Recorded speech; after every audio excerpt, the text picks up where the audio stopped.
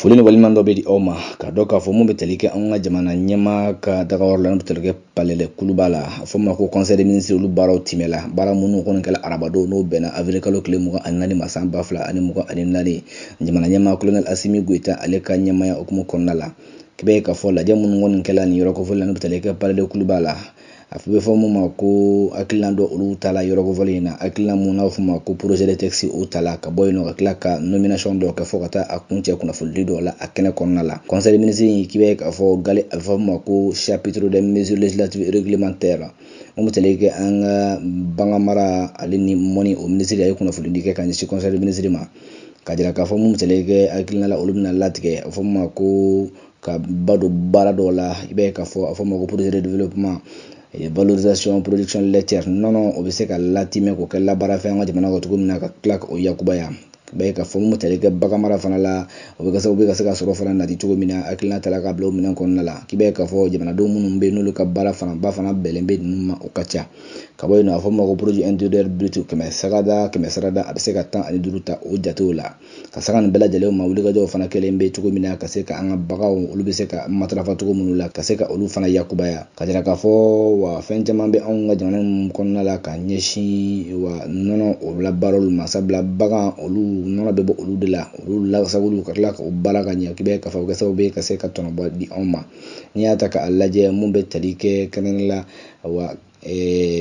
tɔni hakɛ la ka ɲɛsin san kɔnɔna la mun bɛ sɔrɔ wa nɔnɔ yɛrɛ bunakun kan a bɛ taa jɔ tɔni 900 ani a kunkan fɛn san kɔnɔna la k'i b'a ye k'a fɔ a bɛ kɛ sababu ye ka se ka wa kɛmɛ sarada jɔyɔrɔ 98 kɔni ta mun bɛ tali kɛ bagan mara o hukumu kɔnɔna la wa mun bɛ kuma halisa an ka taabolo kɔrɔw la bagan mara la minnu o dɔlen bɛ an ka jamana kɔnɔ kɔrɔlen ko ye o kɔfɛ tuguni mun bɛ tali kɛ wa hakilina kura minnu fana talen bɛ jamana ka taabolo fana kan ka yɛlɛmali don a baaraw la o bɛ taa jɔ wa kɛmɛ sarada jɔyɔrɔ 2 bɔ ɲɔgɔn na fɔ ma ko élevage peri-urbain n'o bɛ kɛ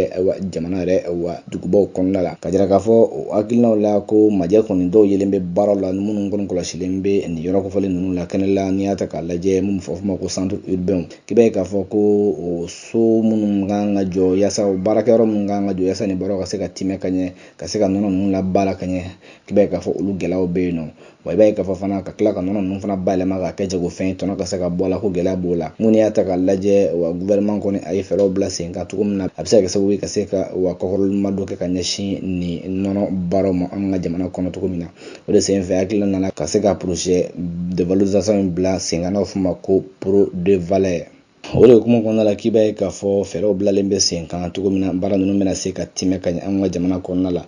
o de senfɛ jamana minisiri n'o bɛ tali kɛ wa bagan mara ale ni mɔni o minisiri a ye hakilina in ta ka se k'a fɔ wa nin gɛlɛya minnu bɛ olu bɛ se ka wuli ka bɔ cogo min na wa sɔrɔ fana bɛ se ka nanti ka yiriwali fana don an ka nɔnɔ baara la Mali bɛ se ka tɔnɔbɔ kɛ cogo minnu la